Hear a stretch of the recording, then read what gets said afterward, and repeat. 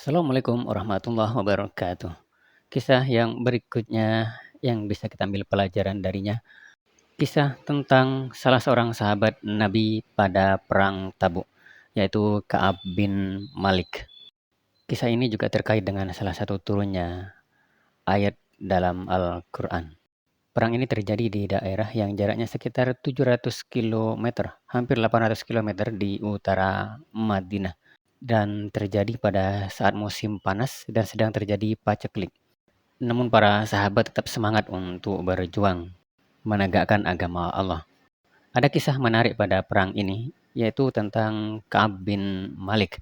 Beliau merupakan sahabat yang rajin ikut membantu Rasulullah dalam peperangan manapun.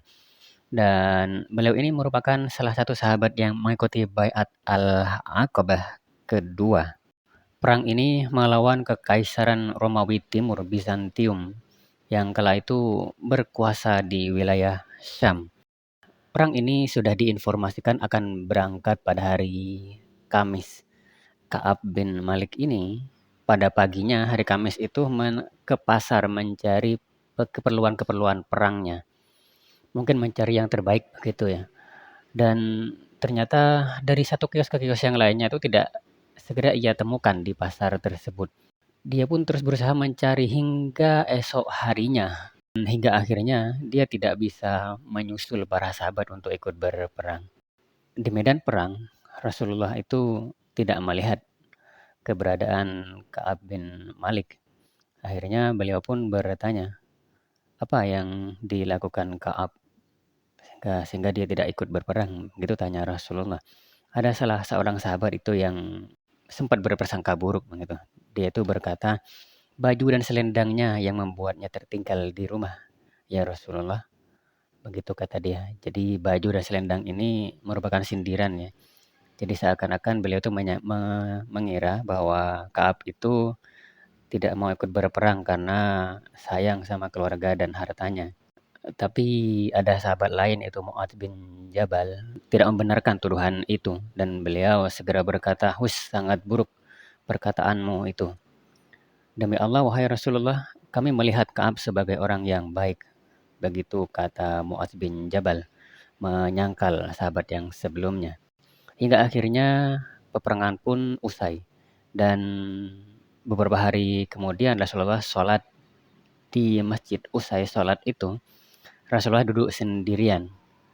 Nah, saat seperti itulah biasanya para sahabat itu melapor pada Rasulullah tentang uzurnya yang tidak ikut berperang. Nah, termasuk Ka'ab pun menghampiri Rasulullah SAW dan minta maaf. Rasulullah bertanya kepada Ka'ab, bukankah engkau sudah membeli kuda? Kata Ka'ab, benar ya Rasulullah. Terus tanya Rasulullah, lantas apa yang membuatmu tidak ikut?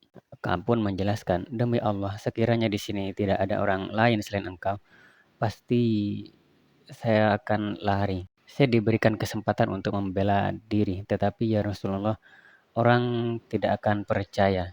Semoga Allah memberikan ketentuannya atas diri saya.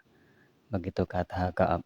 Kemudian sabda Rasulullah, bila benar apa yang kau katakan, pergilah hingga ada keputusan dari Allah. Maka Ka'ab pun pergi dengan rasa sedih ya. Dan Rasulullah SAW itu melarang semua sahabat untuk berbicara dengan Ka'ab. Jadi Ka'ab pun dikucilkan sebagai sanksi dari perbuatannya sambil menunggu keputusan dari Allah. Nah, tiba-tiba saat dikucilkan itu ada salah seorang lelaki Nasrani itu yang mendekati Ka'ab dan mengajaknya untuk masuk agama Nasrani, untuk kafir lagi. Namun Ka'ab menolaknya. Selama masa dikucilkan ini, Ka'ab bin Malik menghabiskan waktunya di dekat Ka'bah beribadah salat sunnah kepada Allah Subhanahu wa taala sambil berdoa kepada Allah dan memohon ampun. Nah, hingga akhirnya tibalah hari ke-50, hampir 2 bulan.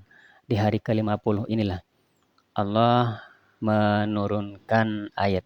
Jadi tiba-tiba terdengar dari atas bukit, bergembiralah wahai Ka'ab bin Malik, Ka'ab bin Malik langsung sujud syukur. Jadi datang seorang pria berkuda memberi kabar gembira. Ka'ab segera menemui Rasulullah.